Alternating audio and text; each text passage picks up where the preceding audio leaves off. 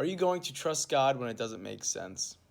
There's a book in the Bible that goes over the emotions that we feel and the questions we want to ask to God when there are things that are happening that really do not make sense. And that is the book of Habakkuk.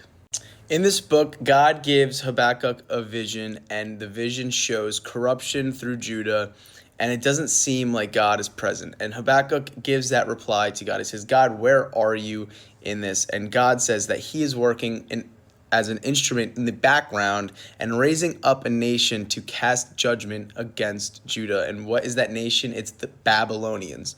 And then Habakkuk goes into saying, why are you raising up a nation that is full of savages, that are just ruthless people and more evil than Judah is in itself?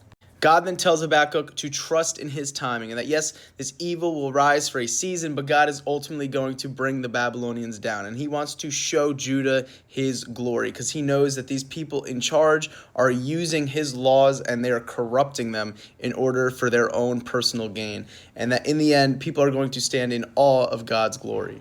Habakkuk then falls into worship and starts to pray in his uncertainty. He starts to remember all the things that God has done over the course of history, and he starts to speak it out to God. He tells God plainly that he is fearful, but that he is ultimately going to trust in God's plans and in God's sovereignty. And he said that he is going to find joy in God alone.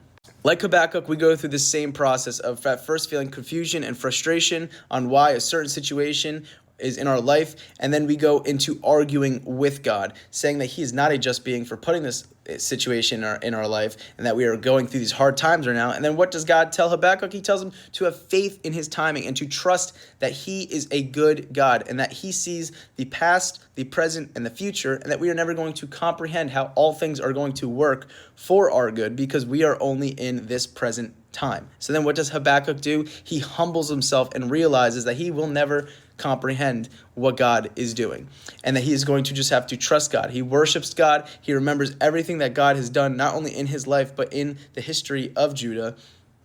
And he says that he is going to find joy in God alone. And this is exactly what we need to do. We need to humble ourselves, trust God, and know that his timing is always going to be perfect and that he wants the best for us. But I hope you guys enjoyed today and have a great rest of your day.